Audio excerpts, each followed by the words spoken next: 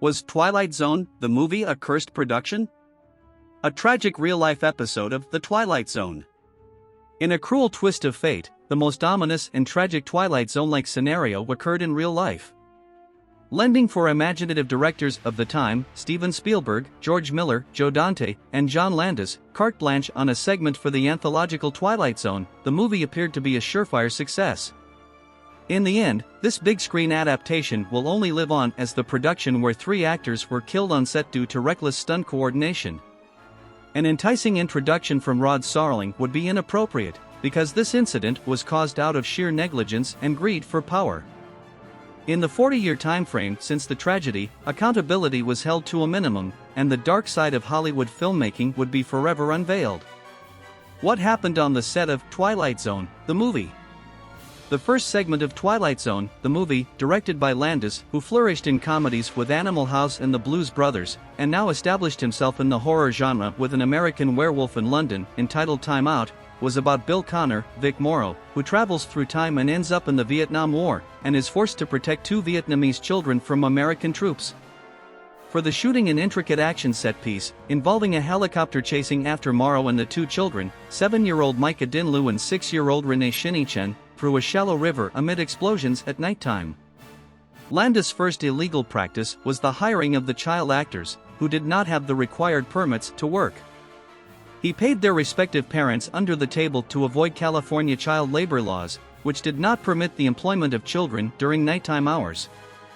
Aware of the danger of this stunt, which consisted of a low-flying helicopter following the actors in the proximity of pyrotechnics, associate producer George Falsey Jr. told the children's parents not to inform any firefighters on set that their kids were partaking in this scene. The scene of the harrowing accident called for Morrow's character to carry the 2 children through a river while an enemy helicopter chases after them. An explosive was to be detonated adjacent to the helicopter, which was operated by Vietnam War veteran Dorsey Wingo.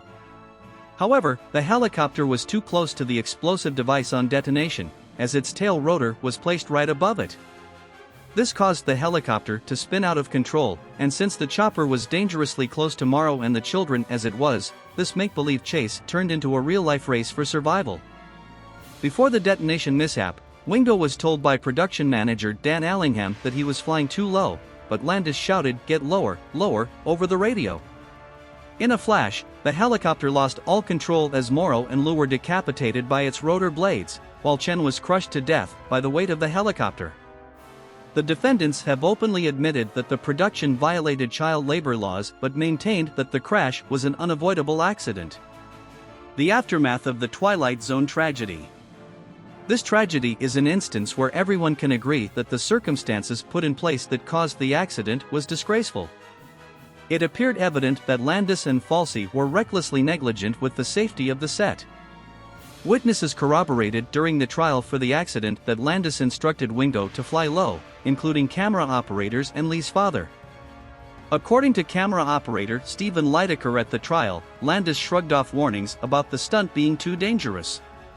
While new industry laws were enacted in place of the incident, including stricter enforcement of safety violations from the Directors Guild of America and contract clauses from the Screen Actors Guild regarding compliance from actors to partake in dangerous stunts, justice was not properly served. Landis, Falsey, Wingo, Allingham, and explosives specialist Paul Stewart were all acquitted on charges of manslaughter. Co-director of Twilight Zone, the movie, Steven Spielberg, broke off his friendship with Landis following the accident.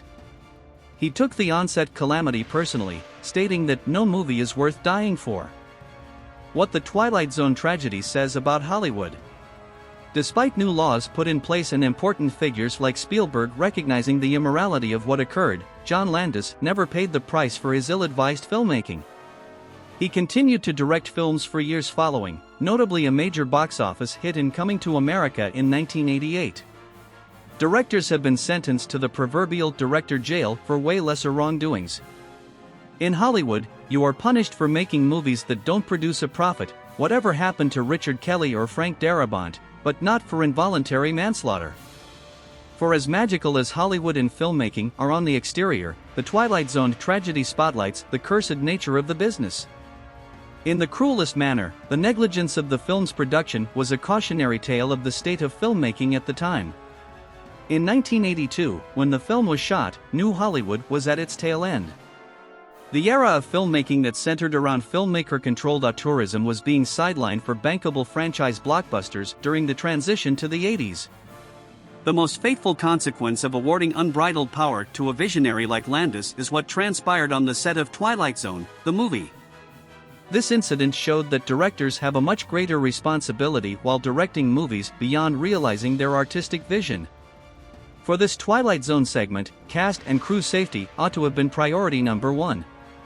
Sadly, fatalities on set did not end with Twilight Zone, the movie. Brandon Lee was shot and killed while filming The Crow when the lead tip of a bullet from a previous scene had stayed in the barrel of a handgun. According to an Associated Press report, at least 43 people have died on movie sets in the US and more than 150 have been inflicted with life-altering injuries. The recent firearm mishap on the set of Rust, which killed cinematographer Helena Hutchins, has continued to raise concerns about gun safety in film production. The deficient safety precautions put in place by Landis and the lack of accountability in the aftermath of Morrow and the two children's deaths was a low point for Hollywood.